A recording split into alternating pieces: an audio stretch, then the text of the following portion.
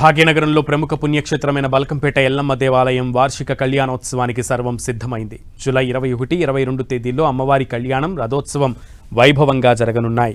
ఈ నేపథ్యంలో ఆలయ పరిసరాల్లోకి భారీగా భక్తులు తరలివచ్చే అవకాశం ఉండటంతో ట్రాఫిక్ పోలీసులు 2 రోజుల పాటు ప్రత్యేక ట్రాఫిక్ ఆంక్షలు, మళ్లింపులు విధించారు. వాహనదారులు ఇబ్బంది పడకుండా ప్రత్యామ్నాయ మార్గాలు ఎంచుకోవాలని సూచించారు. బల్కంపేట ఎల్లమ్మ వార్షికోత్సవ కళ్యాణం సందర్భంగా రేపటి నుంచి ఆ ప్రాంతంలో ట్రాఫిక్ ఆంక్షలు కొనసాగనున్నాయి.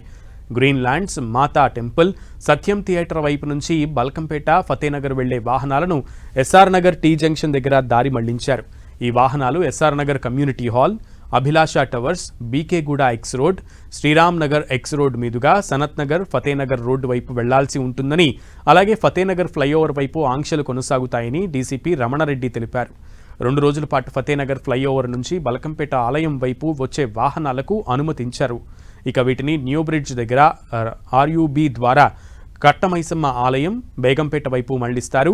గ్రీన్ ల్యాండ్స్, బకుల్ అపార్ట్మెంట్స్ మీదుగా బల్కంపేట వైపు వచ్చే ట్రాఫిక్ను ఫుడ్ వరల్డ్ ఎక్స్ రోడ్స్ వద్ద సోనాబాయి టెంపుల్, సత్యం థియేటర్, మైత్రివనం వైపు డైవర్ట్ చేయనున్నారు.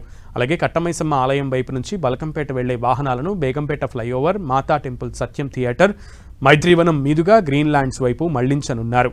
బల్కంపేట ఎల్లమ్మ ఉత్సవాల నేపథ్యంలో రేపు, ఎల్లుండి ఐటీ కారిడార్, బేగంపేట, ఎస్ఆర్ నగర్ వైపు వెళ్లే ప్రయాణికులు ఈ ట్రాఫిక్ ఆంక్షలను గమనించి తమ ప్రయాణాన్ని ప్లాన్ చేసుకోవడం పోలీసులు మంచిదని సూచించారు.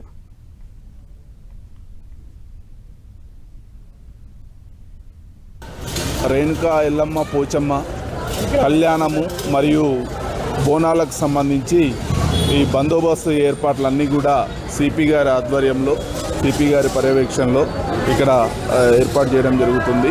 అలాగే ఈ బందోబస్తుకు సంబంధించి ఒక 800 to 900 మెంబర్స్కి సంబంధించి ఫోర్స్కి ఈరోజు బ్రీఫింగ్ చేయడం జరిగింది. వీళ్ళందరికీ కూడా రేపు, ఎల్లుండి, రేపు కళ్యాణము, నెక్స్ట్ ఎల్లుండి రథోత్సవానికి సంబంధించి వాళ్ళకు అందరికీ కూడా బ్రీఫింగ్ చేయడం జరిగింది.